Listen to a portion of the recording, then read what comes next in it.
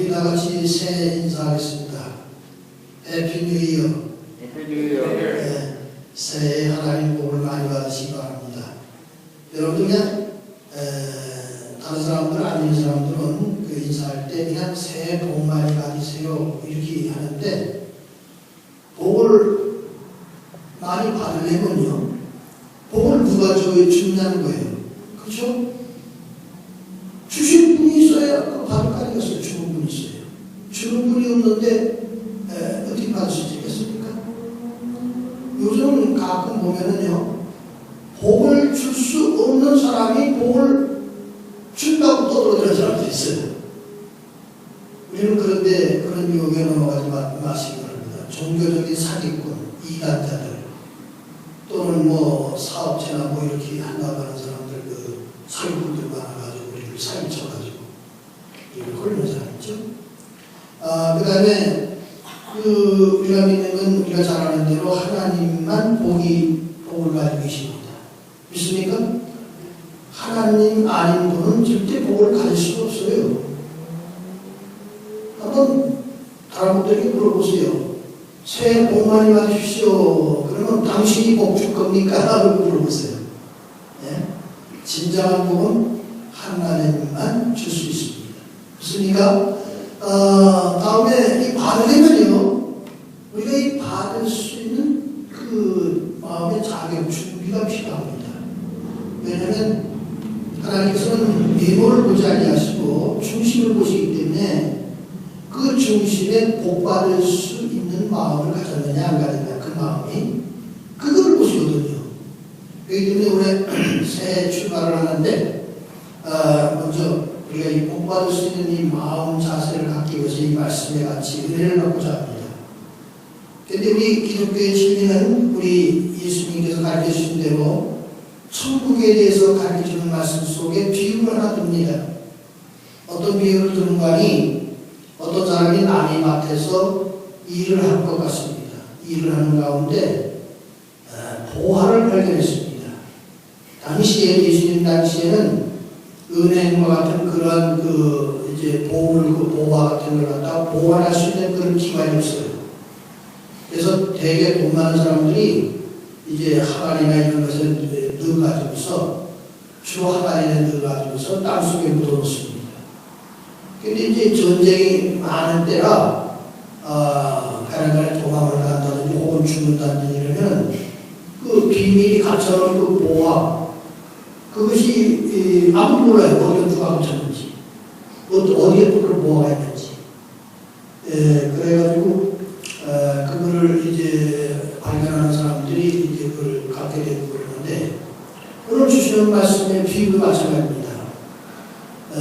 천국은 어떠냐? 천국은 보화를 발견한 사람이 그 보화를 발견하고 감춰두고 난 다음, 감춰두고 아주 깊고 들어와가지고 집에 와서 자기에 있는 전 재산을 다 팔아서 정리를 합니다. 그래가지고 그 보화가 있는 그 밭을 샀다. 그것이 바로 천국이다. 이렇게 우리가 가르쳐 주겠습니다. 우리 예수 믿는 사람들은 궁극적인 목적이 바로 천국 가는 겁니다. 천국이 분명히 있습니다. 예수님이 천국이 없는 걸 갖다 있다고 한다면 그건 사기꾼입니다. 분명히 천국이 있습니다. 이거 믿습니까? 또 이 천국은 예수 믿는 사람만 갑니다. 성경의 진리입니다. 다른 거 믿어가지고 절대 못 갑니다. 믿습니까? 이게 성경 진리예요. 근데 오늘 그 천국에 대한 이 비유를 들면서 거기에 이 보화를 발견하고 그걸 산 거에 대해서 말씀하시는데, 여기서 이 보화에 대해서 되게 개념이 많은데 여러 가지 개념을 가지고 있습니다. 근데 보화가 어떤 게 보화냐면 크게 5가지의 성분이 있는 걸 가지고 저기가 보화라고 합니다. 첫째는 그 보화, 그러면 거기에 가치가 아주 크다는 거죠. 두 번째는 희귀성. 그것은 아주 세계에서 딱 하나예요. 희귀성을 얘기합니다. 또 세 번째는 영구성. 그건 뭐냐면 이 시대만 아주 값진 거고 그 다음 시대는 값지지 않은 거. 그거는 보화가 될 수 없습니다. 그 다음에 네 번째는 불변성입니다. 변하지 않는 거죠. 이 값진 거나 이런 것이. 그 다음에 다섯 번째는 의미성이 있습니다. 예를 든다면 밀레가 만종을 그림을 그렸습니다. 그럼 그 그린 내용 속에 어떤 의미가 담겨져 있느냐. 저녁에 부부가 저쪽에 종을 땡땡 치니까 둘이서 미리상을 줍다가 말고 같이 손을 모아가지고 마주서서 기도하는 모습. 그 속에는 종교성이 있다. 그 다음에 부부의 사랑성이 있다. 그 다음에 근면성이 있다. 근로정신이 있다. 이런 걸 의미를 가지고 있습니다. 이런 의미 다섯 가지가 있을 때 그 보화라고 합니다. 그런데 우리가 예수 믿으면서 제가 세 가지로 이렇게 구분한다면 어떤 사람은요 예수를 믿는다고 하지만은 그 보화 우리 예수님이 가르치는 이 값진 이 보화를 발견하지 못하고 교회 다니는 사람들이 있어요. 마치 성경에 보게 되면 바리새인들이나 서기관들 이 사람은 아주 성경 많이 아는 사람들 아니겠어요? 매일 성경 읽고 기도도 매일같이 하루에 3번씩 하고 뭐 주일 성수하는 거나 또는 뭐 금식 기도하는 거 뭐 이런 아식이를 지키는 게 아주 철두철미합니다. 그럼에도 불구하고 예수님을 볼 때에 이 예수님은 자기들에게 있어서의 가치 있는 아주 보화 같은 존재가 아니라 보화가 뭡니까? 완전히 그를 갖다가 죽여야 만든 원수같이 생각을 합니다. 원수가 아니야. 보통 원수가 아니야. 걸리는 우리 앞에 가는 길이 아주 걸리는 아주 발을 걸리하는 우리를 넘어뜨리게 하는 그런 아주 그냥 나쁜 도로다가 이렇게 취급하는 그런 사람들입니다. 그렇지만 우리 성경에 나와 있는 말씀대로 구원을 얻지 못하는 사람, 보화를 발견하지 못한 사람들 이런 사람들은 거치는 것이 되지만 그러나 보화를 발견하고 구원을 얻는 우리에게는 곧 하나님의 능력이라 불렀습니다. 즉 이 보화라는 의미는 뭐냐면 그 속에 우리 기독교 안에서 새로운 능력을 주시는 말입니다. 그 능력에 의해서 천국에 체험을 하는 것을 말해주고 있습니다. 어쨌든 첫 번째 사람은 발견하지 못한 사람이었어요. 교회를 다니면서 보화를. 그 다음에 두 번째 사람은 어떤 사람인가 하니 발견을 하긴 했습니다. 하긴 했지만은 그 보화를 얻지 못하는 자기 것으로 만들지 못하는 사람들이 있습니다. 여기 세 번째 사람은 그만하지 않고 여기는 이 말씀대로 발견하고 그걸 그대로 얻는 사람. 이것이 참 큰 차이입니다.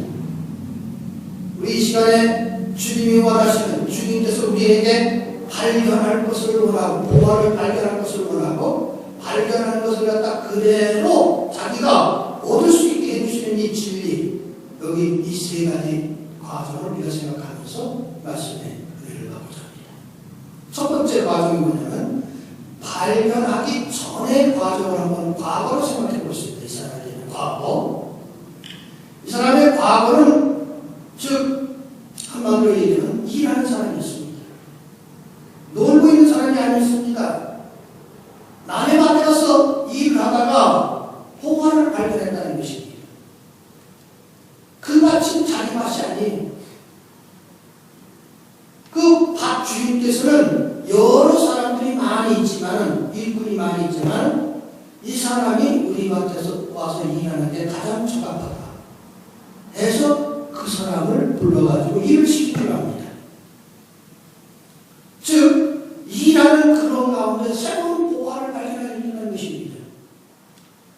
오늘 이 시간에 내가 보화를 발견해야 하려면 다름이 아닌 일하는 사람이 되시기 주님을 부탁합니다. 어떻게 하면 노는가? 어떻게 하면 쉽게 돈을 벌까? 뭐 어떻게 하면 가능하면 편하게 행복하게 살아볼까? 하는 이런 망상에서 벗어나시길 바랍니다. 일하는 가운데서 보화를 발견할 수 있다. 그 일이 비록 하다가 보면 실패할 수도 있습니다. 그렇지만 실패하는 그 가운데서도 배우는 것이 있고 우리에게 보완을 얻을 수 있는 좋은 게 있습니다. 오죽하면 실패는 성공의 어머니라는 말이 있지 않습니까? 그 말이 뭡니까? 실패하는 가운데서 보완을 찾을 수가 있어요. 보완을 발견할 수 있어요. 왜 실패했는지, 앞으로 성공하려면 어떻게 성공할까 해서 실패를 통해서 아주 값진 것을 얻게 됩니다. 우리가 아는 대로 베드로를 생각해 봅시다. 그분은 아주 직종이 어업이었습니다. 고기 잡는. 밤에 들어가서 고기를 잡는 그런 사람이었습니다. 근데 그날따라 한 마리도 못 잡았습니다. 밤새도록 그물을 던졌지만 완전 실패했습니다.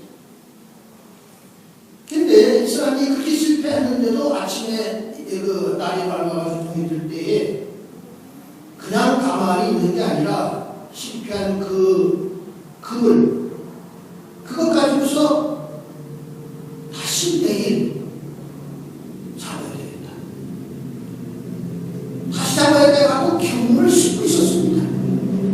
그물을 정리하고 있었습니다. 그랬을 때 예수님이 거기 오셨습니다. 바로 그겁니다. 우리 예수 믿는 식구는 일하는 가운데서 실패가 있다 하더라도 낙심하지 말고 그 일 속에서 하나님이 주시는 새로운 가치, 값진 보완을 발견하는 축복이 있어지기를 주님으로 축원합니다. 예수 믿는 사람들은 일하는 가운데서 실패가 오히려 큰 축복의 전화 이복이 된다는 사실 깨달으시기를 바랍니다. 다음에 두 번째로 과거는 이 사람이 일을 했는 가운데서 이제 보완을 발견했습니다. 그럼 발견했던 현재를 한번 생각해 보겠습니다. 이 사람이 그 보완을 발견하고 어떻게 했습니까? 성경에 보니까 그걸 감춰둔다고 했습니다. 그 다음에 아주 기쁘게 돌아요. 두 가지 동사가 있습니다. 그 다음에 이 사람이 동사 말고 보호를 알게 된 거 아니? 보화를 볼 때 그 보화가 돌덩이가 아니고 값진 걸 온다 하는 그 가치를 발견해야 됩니다. 가치를 알게 돼요. 이게 굉장히 중요한 겁니다. 여러분, 예수 믿는 사람들이 예수 믿는 게 얼마나 가치가 있는지, 값진 것인지 그거를 몰라서는 안 됩니다. 성경 말씀이 얼마나 가치가 있고 기도 생활이 얼마나 가치가 있다는 거, 이런 걸 모르는 사람들이 엄청 많아요. 이제 설교가 주고 난 다음에 찬송가 102장을 볼 텐데 거기에 보게 되면 그 102장을 쓴 그 작사 밀러라는 분이 이제 주 예수보다도 귀한 것은 없네 하는 그런 가사를 썼습니다. 그럼 어디에 근거된 말이 요한복음 21장 15절의 말씀을 근거해서 얘기합니다. 역시 예수님 따르던 제자들 가운데 베드로가 3년 전에 실패한 가운데서 예수님을 만났습니다. 3년 후에 또 고기를 잡으러 예수님이 그냥 부활을 해가지고 올라가셨는데 걱정이 되니까요. 이 사람들이 다시 고기를 잡으러 나타났어요. 하나도 못 잡았어요. 그때 예수님은 오른편에 배를 던져서 그물을 던져라 해서 그물을 던집니다. 엄청나게 많이 잡습니다. 큰 고기가 156마리가 되는 큰 고기를 잡습니다. 나중에 예수님이 그걸 잡게 다음에 그 베드로를 따로 불러서 조용히 얘기합니다. 요한의 아들 시몬아, 내가 이 사람들보다 나를 더 사랑하느냐 하는 질문을 합니다. 이 질문을 근거로 해서 주 예수보다 귀한 것은 없네 라는 이런 가설을 밀러라는 분이 지어서 큰 의미를 끼치고 있습니다. 우리 믿음의 식구들, 현재 내가 예수님을 믿을 때 교회에 오늘 나오셔서 다른 것 보지 마시고 예수님을 통해서 값진 보화를 발견하시기 바랍니다. 뭐가 가치가 있는지, 뭐가 가치가 없는지 이걸 아주 정확히 구별할 수 있는 판단력이 필요합니다. 그리고 성공하고 잘 되려면요, 뭐니 해도 가치 없는 일을 해가지고 안 됩니다. 가치 있는 일을 해야 됩니다. 그래야 성공할 수 있고 잘 될 수 있습니다. 성경에 12년 동안 혈류증으로 앓던 여자가 있습니다. 제가 성경 연구하는 가운데 이 글을 발견하게 됩니다. 병이 오래된 거. 저 사람 병 몇 년 동안 병들어 있었어. 고생했어. 이 혈류증 여인은 12년 동안 고생했어. 그리고 베데스다 국가에 있는 사람은 38년 동안 병들어 있었어. 하고 몇 년이라고 하는 기간이 정해져 있었어요. 병든 사람에 대해서. 근데 성경에 보면 우리 예수님을 대할 때 말입니다. 저 사람은 몇 년 동안 하나님 믿었어. 저 사람은 몇 년 동안 주일 성수 잘했어.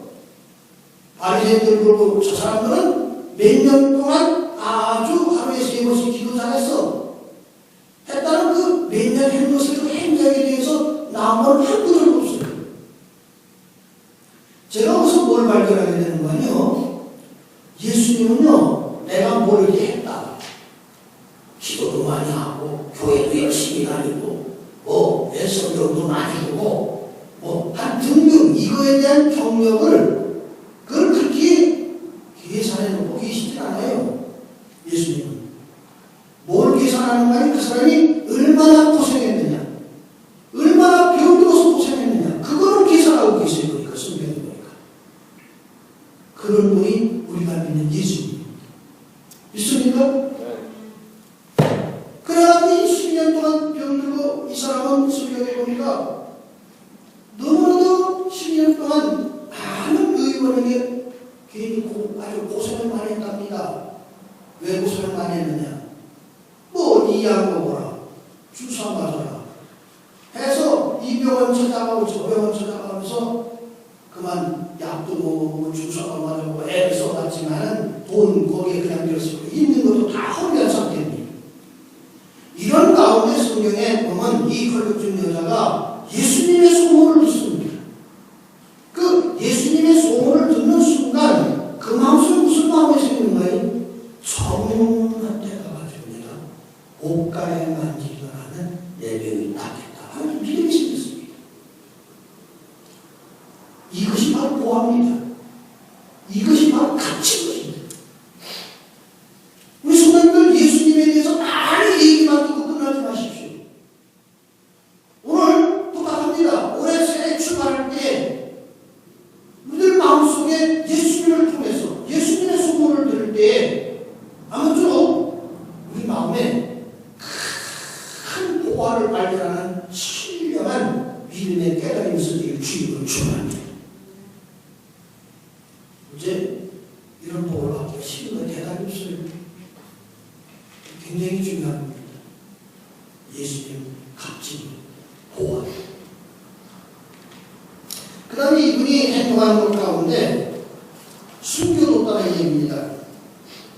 이 숨겨둔 거는 왜 숨겨둔 거니? 자기가 이 보화를 얻기 위해서, 이걸 내가 갖기 위해서 시간을 벌기 위한 것이었습니다. 이놈을 다 충성해야 되겠어요. 그래서 이 맛을 사야 되겠어요. 왜? 내가 가지고 있는 이 재산은 별로 가치가 없어. 이 보물에 있는 이걸 찾아야 돼. 이것은 몇천 배, 몇만 배, 더욱 값집니다. 이거를 알아가지고서 이 사람이 이걸 숨겨둔다 합니다. 숨겨놓은 그 기간은 과거에 비해서 아직까지 내 것이 안 됐어요. 그것을 소유하기 위해서 집에 있는 걸, 내가 가지고 있는 재산을 있는 걸 다 청산하기 위해서 타이밍, 시간을 벌기 위한 것입니다.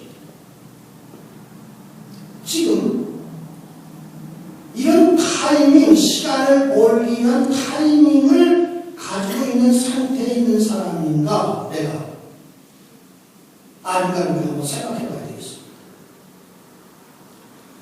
성경에 그 아브라함에 대한 그 칭찬이 많이 있습니다.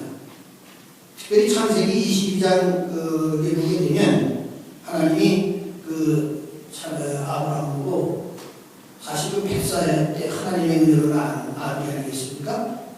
그 아들을 하나님께 바치라는 것입니다. 근데 바치는데 거기에 강조하는 말씀을 제가 읽어보니까 창세기 22장 2절에 뭐라고 말씀하니 여호와께서 가라사대 내 아들 내 사랑하는 독자 이삭을 데리고 모리아산에 가서 바치라는 거예요.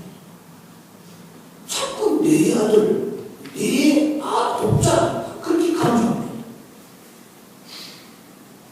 그랬다가 이제 인정을 한 다음에 그걸 바치니까 그 인정한 다음에 10절에 이렇게 말씀하십니다.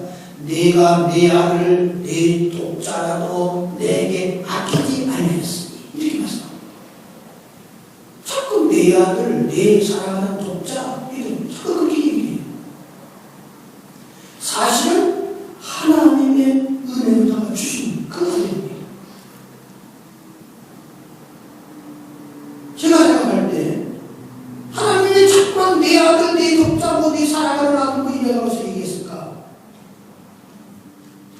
아브라함은 대답하는지 모르겠습니다. 조금 믿음이 있는 사람이라면 하나님 아버지 사실은 내 아들이라 하지만은 하나님의 은혜로 주신 아들이 아니니까 하나님 아버지요 이렇게 답변하셨는지 모릅니다.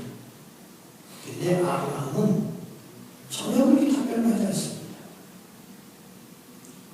내 아들이라는 거예요. 내가 처음에는 이 아브라함이 이 100살에 그동안 아들이 없었다가 아들을 하나님이 주시는 그 축복, 기적적인 축복으로 주시는 거에서 처음에는 그럴 겁니다. 오 하나님 감사합니다. 이 아들은 내 힘 가지고 낳은 아들이 아니라 하나님의 능력으로 낳은 아들입니다. 이 하나님의 아들입니다. 그랬을 겁니다. 그러나 이 아들을 귀엽게 키우다 보니까 이제는 내 자신, 내 아들, 내 독자 자꾸 내 것이 됐단 말이에요. 내가 잘 키워야지. 이건 내 자신이야. 이런 마인드가 아주 갇혀 있습니다. 하나님은 이런 마인드, 이런 마음이 갇혀 있는 이 아브라함에게 이거 썩보기라. 이거 내가 해야 된다 하는 그런 의미로 모리아산에 가서 바치라고 얘기합니다. 이게 우리에게 있어서 매우 중요한 겁니다. 이 시간 자꾸 이거 내거 내가 했어 이거 내 것이야 하나님 외면해버리고 다 하나님과 경계를 세우고 다른 사람과 경계를 세우고 형제와 경계를 세우고 부모하고 경계를 세우고 이건 내 거야 내거 하는 척 은행에 있는 통장 이것도 내거 이거 남편 것도 아니야 이건 내거 이거 와이프 것도 아니야 이거 내거 뭐 이래가면서 내거 자꾸만 내거라는 그걸 갖다가 주장하는지 모릅니다. 근데 하나님은 그 내거라고 하는 이 마인드를 포기하기로 합니다. 그것이 하나님이었어.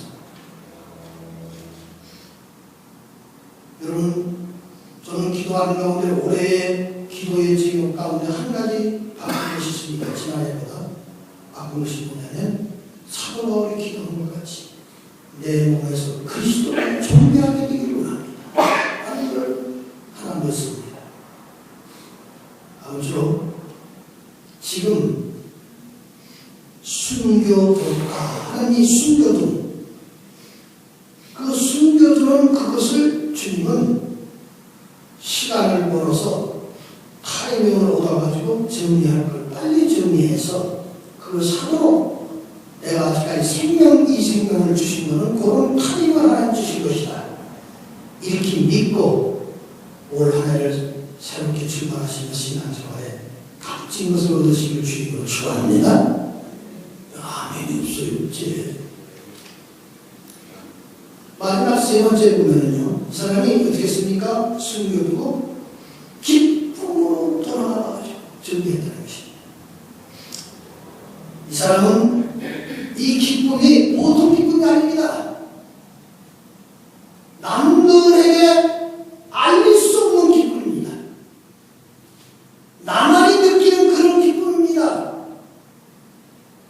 그 보화를 메꾸고 삼기 위한 열정을 품은 그런 주체할 수 없는 그런 기쁨이었습니다.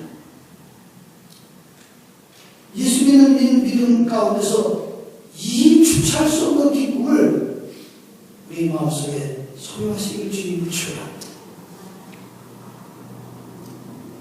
우리 너무 좀 빡빡한 것 같으니까 찬송가 208장 한번 우리 부를까요?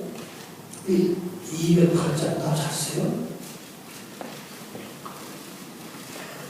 우리가 신앙생활하는 가운데 이런 보화를 발견해가지고 이 기쁜 마음으로 살아가는 우리 인생 엄청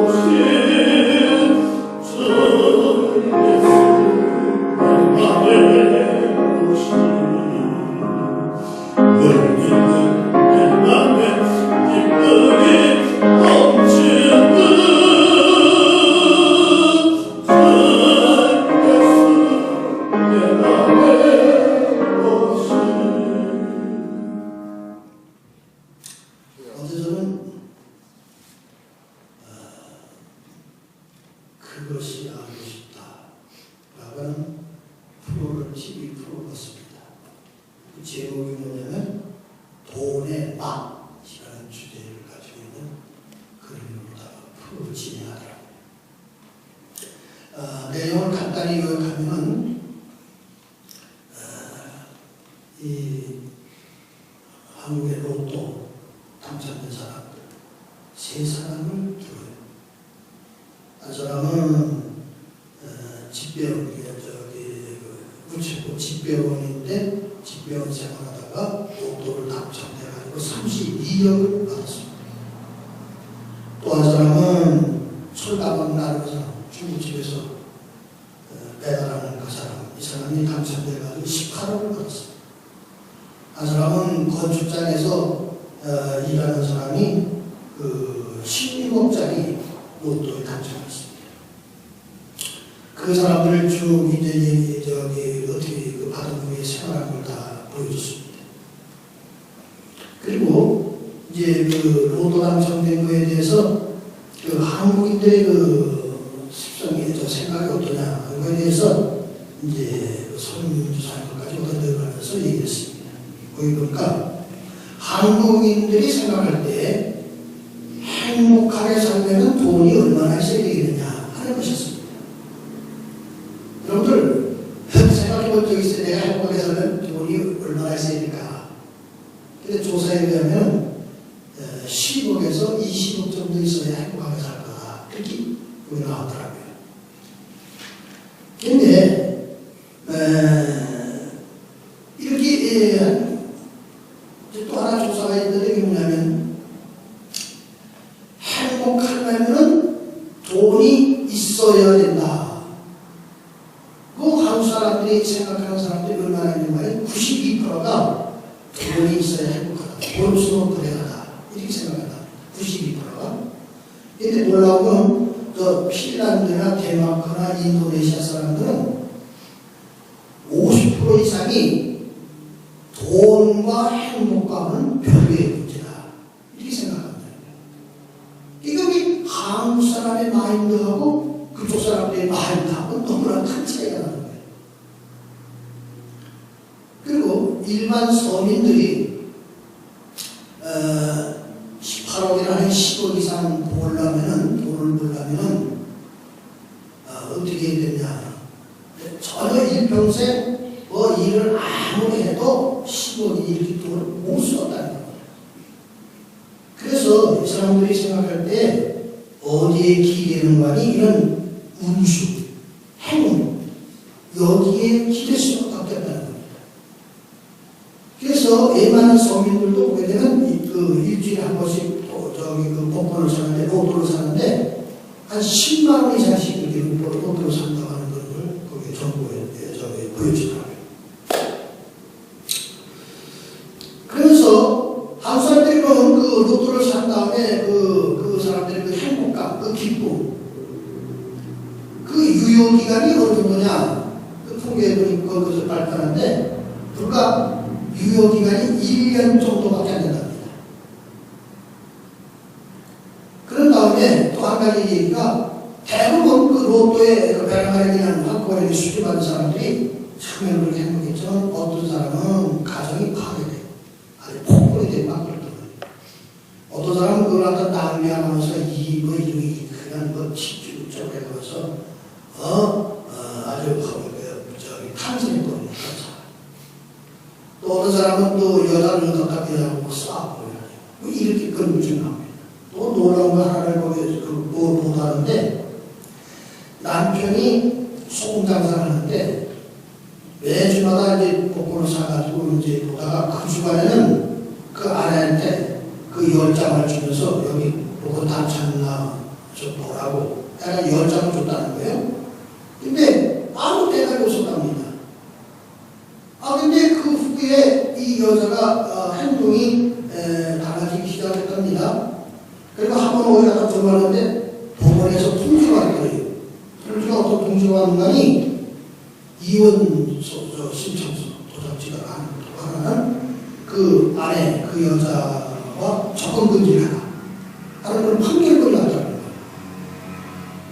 거예요. 그래서 너무 놀라가지고 이게 어떻게 되는가 해가지고 무슨 생각이라고 이제 저 무슨 뭐 돈이 바람펴가고 돈 되는 거야.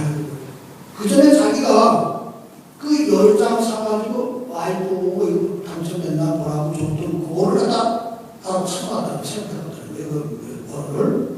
그랬더니 딱 당첨이 됐다는 거예요. 그중에 하나.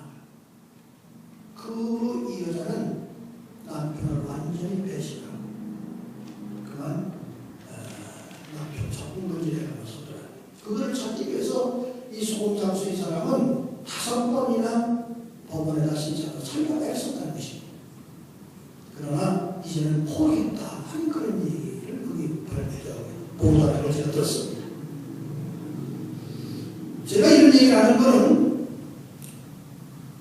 이 기쁨으로 돌아왔다 하는 이 기쁨, 새로운 변화의 삶, 이 기쁨의 삶이 예수 안에서 이런 기쁨의 삶을 얻어가지고 살면 얼마나 좋을까? 그게 아니고 로또에다가 기대해가지고서 한 번 당첨하고 작성되면은 나는 이제는 팔자고쳤다. 이제는 인생 역전됐다. 너를 까불지 말아야. 뭐 등등 이런 생각을 하면서 삶을 같이 살아봅니다. 1년 정도 살다 끝난다. 평균. 여러분 부탁합니다. 저는 분명히 말씀드립니다. 제가 초등학교에 있습니다. 예수님을 영접하시고 그 값진 예수님을 통하여 주시는 은혜를 받으십시오. 진정한 기쁨과 행복이 거기 넘친다는 사실 믿으시길 바랍니다. 믿습니까? 다른 걸 가지고는 기쁨을 얻을 수 없어요. 보화를 발견한 사람만 이 기쁨을 가질 수 있어요. 아직까지 뭔가 예수 믿으면서 기쁨이 없다고 한다면 부탁합니다. 오늘 이 시간 부탁합니다. 여러분들 마음속에 예수님을 통해가지고 값진 보화를 받고 무엇이 값지다는 거? 예수님이 값진 귀하다는 거. 예수님 안에서 신앙생활하는 것이 값지다는 거. 기도가 값지고 하나님께 모험하고 이러는 것이 값지다는 거, 하나님 말씀대로 사는 것이 값지다는 거, 이거를 깨달으시길 주님을 축원합니다. 이제 이 사람이 미래를 꾸면서 행동한 행동을 본 이 시간 본받으시기 바랍니다. 과거에는 일하는 가운데 발견한 사람이고 현재는 그 발견한 것 때문에 감춰두고 기쁨으로 돌아오고 그 가치를 알고 했던 그 현재. 이제 미래 장래의 생활을 갖다가 계획하면서 행동하는 이 행동, 그건 다름 아닌 가치 없는 것을 정산하는 겁니다. 오늘 부탁합니다. 우리 성도님들, 가치 없는 생활, 가치 없는 것 집안이나 내 생각에 있다면 이 시간 다 청산해 버리십시오. 다 버리십시오. 그것을 여러분들 그것이 기쁨을 주지 못합니다. 이게 또 중요한 거는요, 이걸 발견했으면 아까 말씀드렸지만 얻지 못하는 그런 과정이 있는데 어떤 사람이 있는 성경에 그 아나니아와 삽비라라는 사람이 있습니다. 이 사람은 하나님의 은혜를 받았어요. 그래가지고 자기도 뭔가 이 교회 식구를 위해서 뭔가 해야 되겠다 생각을 하고 있는 재산 다 팔았어요. 팔고 난 다음에 어떻게 했느냐, 절반은 갖춰두고 절반만 갖다 갖추는 겁니다. 베드로가 성령이 충만한 사람으로서 그 사람에게 물어봅니다. 아나니아에게, 너 이게 다냐? 예, 이거 전체 다 전체 전체입니다. 베드로가 뭐랍니까? 하나님을 성령을 씁니다. 그냥 그 즉시것을 샀더라고 합니다. 삽비라고 안 해도 그 다음에 그런 일이 벌어졌어요. 아주 무서운 사건이죠. 집에 있는 걸 다 재산을 청산하는 게 그 쉬운 일입니까? 베드로는 이렇게 일합니다. 내가 팔기 전에는 내 마음대로 했는데 왜 팔고 난 데는 내 마음대로 못했느냐 하는 겁니다.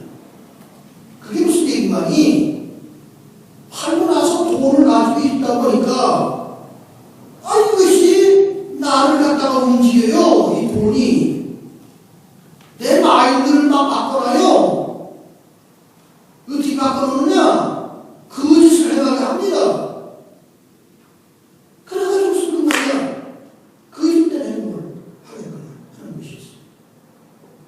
기쁨으로 움직였던 그 행동, 그건 어디 갖고 말했습니다. 엄청난 불행입니다. 여러분, 우리는 바보스러운 사람이 있어야 됩니다. 가치 없는 것을 청산하되 그 청산된 것은 가치 있는 것을 살 줄 알아요. 값진 보화를 얻는 데 투자할 줄 알아요. 그런 우리들이 되시기를 주님으로 축원합니다. 다음이, 이 사람은 그 가치 있는 걸 청산한 후에 그걸 가지고 다 모두 다가 올인 투자, 전체를 갖다가 투자해서 그걸 다 샀다고 합니다. 저는 이 좋은 그 내용을 잊혀지지 않는 거 하나 있습니다. 그게 뭐냐면, 시카고 대학을 세운 분이 있어요. 그 사람이 록펠러인데, 이 록펠러가 그 시카고 대학인데, 그 대학이 사실은 하버드 대학보다 더 영향력을 준다는 겁니다. 미국 사회에. 듣다니까 그 책에 쓴 사람 그때 당시에 노벨상을 탄 사람이 350명이었는데 그 350명 중에서 79명이 바로 이 시카고 대학의 출신입니다. 엄청난 거죠. 근데 이 시카고 대학의 그 동북쪽 벽에, 동북쪽이라면 여기가 이쪽 동쪽이고 북쪽이니까 여기 아마 요만한 지방, 거기에 학교 벽에 액자에다가 신문 기사가 있는 그 신문지를 다 거기다 이제 표를 해서 액자들은 딱 올리겠습니다. 저는 가보지 않습니다. 보면 그것이 있답니다. 근데 그 신문 기사가 어떤 기사만이 그 신문사의 기자가 그 록펠러하고 대화하는 그런 내용입니다. 그 대화하는 내용 속에 기자가 물어봅니다. 당신은 어떻게 이렇게 큰 부자가 됐습니까? 하고 대답했습니다. 물어봤어요. 그랬더니 그 록펠러의 답변이 뭐라고 답변하는 거니? 나는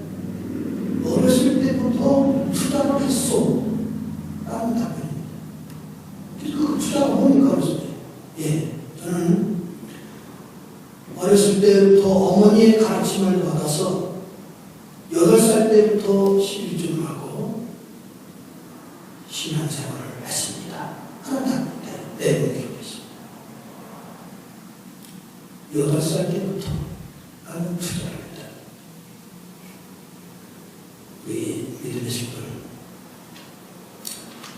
주님을 믿는 것, 주님 말씀대로 사는 것 절대로 헛되지 않습니다. 아니, 헛된 것보다 어느 가치보다, 어느 보화보다 매우 값진 것이 있다는 사실 발견하시기 바랍니다. 깨닫시기 바랍니다. 그리고 이 보화를 뺏기지 말고, 또는 이 보화를 소홀히 여기지 말고, 이 보화를 제대로 내 것으로 삼으시길 바랍니다. 옆에 사람들이 가진 것 부러워할 필요 없습니다. 다른 사람에게 내가 뺏기지 않도록 내 행동을 바르게 하는 것이 중요합니다. 누구든지 이 보화를 준비해 놓으신 하나님께서 누구든지 이 보화를 주실 것입니다.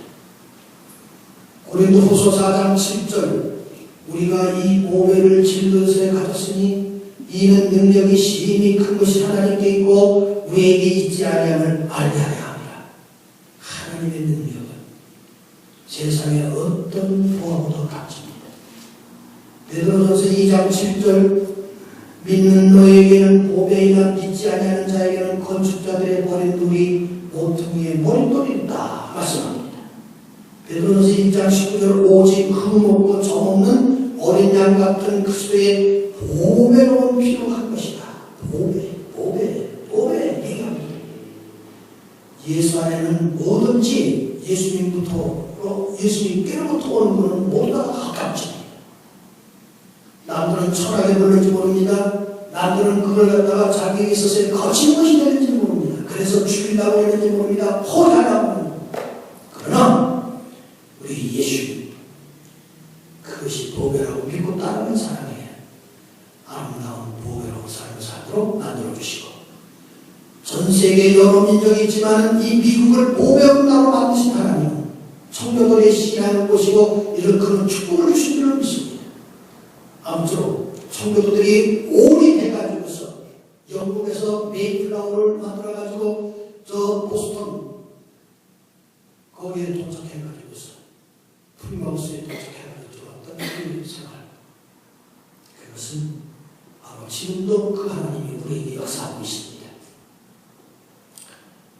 한 가지 소개하고 말씀을 마치고자 합니다. 알래스카 땅이 미국 겁니까? 소련 겁니까? 예? 제가 그 알래스카에 대한 것을 읽어보니까 1867년 이전에는 그게 소련교였습니다. 그 당시에 러시아의 황제 알렉산더 2세하고 미국의 앤드루 존스 대통령 당시였습니다. 링컨 대통령이 독립운동한 지 불과 10년밖에 되지 않았을 때입니다.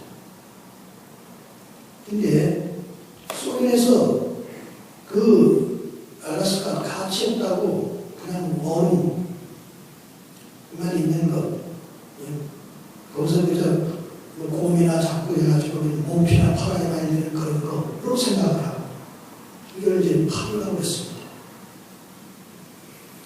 이따라서 이걸 살라고 적극적으로 나선 사람이 누구만이 윌리엄 스워드라고 하는 국무장관이 있습니다. 이 사람이 가가지고서 미국 국회에 가고 이걸 사야 된다고 주장했습니다. 했을 때 많은 의원 국회의원들이 그걸 못 들었습니다. 그래서 사야 된다. 논란이 엄청 많았습니다. 논란이 많았지만 앤드루 대통령하고 스워드 장관하고 가서 그걸 샀어요. 그랬더니 얼마나 공격이 심하고 비난이 심한지 결국은 스워드 국무장관을 선택을 했습니다. 그리고 앤드루 대통령을 갖다 탄핵해야 된다면서 막나게 되고 있습니다. 기록에 보니까 간신히 탄핵하는 것을 보면했다고 나왔습니다. 그런데 그게 그 후에 몇 년 지난 다음에 거기에서 처음으로 가치 있는 걸 발견하는데 금광이 발견됩니다. 57만 킬로그램이 되는 그런 금광을 발견하게 됩니다. 돌아 1971년도에는 이제 그 유전을 발견하는 것이 발달이 되어가지고 발견하다 보니까 거기서 45억 배럴이 되는 유전을 발견하게 됩니다. 뿐만 아니라 연 3억 3천만 달러라는 무한한 관광 자원이 거기서 생기는데 매년. 그 다음에 거기는 아주 군사적인 중요한 요충지를 가지고 있다는 거예요. 그 다음에는 거기에 저 바다에 무한한 해양 자원이 엄청나게 나타납니다. 한마디로서 황금알을 낳는 그러한 땅이 있습니다. 근데 그때 당시에 러시아, 소련 사람들도 그렇고 미국의 일부 사람들도 그렇고 거기는 같이 있는 거다. 얼음 산이다. 휴어도 장관을 가르쳐서 수어도 저 알라스카를 가르쳐서 수어도 냉장고라고 수어도 냉장고라고 그렇게 표현했습니다. 그 땅 넓이가 우리나라 땅으로 계산할 때 58만 6천 평, 우리나라 한반도의 2.6배라고 합니다. 그때 당시 그걸 살 때 720만 불 샀습니다. 여기 1만 원으로 가까운 데를 보면 1만 원 집 2,000만 불 그 가격밖에 안 돼. 1센트에 6,000평을 사는 것이었습니다. 한국도. 자, 제가 왜 이걸 소개합니까? 알라스카를 우리 세상적으로 얘기한다면 소련 거였다, 미국 거였다, 미국에서 샀다. 이게 사람들이 얘기하는 거고요. 우리 신앙적으로 하나님이 만들어 놓은 땅입니다. 신앙적으로 말할 때. 믿습니까? 하나님이 창조한 거예요. 이 하나님이 창조한 이 땅, 그 아들 독생자 예수 그리스도. 여러분 한번 생각해 보세요. 알라스카가 보배로운 땅이다. 지금 와서 그렇게 얘기할 수 있는데 예수 믿는 게 보배롭다. 그렇게 얘기하면 콧방귀 일러지는 겁니다. 미련한 소리, 미친 소리 한다고. 그건 뭐 지금뿐만 아니라 고린도 교회 사람들도 그런 얘기를 했었어요. 그래서 십자가를 볼 때에 구원을 받지 못하는 사람들은 아주 미련하게 봤습니다. 에이, 저는 미친 미련한 들. 그러나 구원을 얻는 우리에게는 쭉 값진 하나님이 됩니다. 보배가 됩니다. 여러분, 이 시간은 예수 믿는 거 무섭게 생각하지 마십시오. 그 속에는 천대까지 복을 받는 보배가 들어있습니다. 그 속에는 모든 민족보다 뛰어나게 해주시는 그런 보배가 그 속에 들어있습니다. 세계를 움직일 수 있는 인물을 얼마든지 만들 수 있는 능력이 그 속에 들어있습니다. 어부였던 보배를 세계적인 사람으로 만드신 하나님, 우리 예수님, 지금도 얼마든지 우리를 통해서 이 역사를 이루실 겁니다. 올해 이 역사를 우리 하나님 또한 시작하고 계십니다. 이런 새로운 시작, 여기 우리 다 같이 동참하시고 승리하시고 복받는 보배로운 사람으로서 승리하시길 주님으로 축원합니다. 기도하겠습니다. 하나님 아버지 감사합니다. 오늘 새해 첫 예배를 하나님께 주일날 예배 드리면서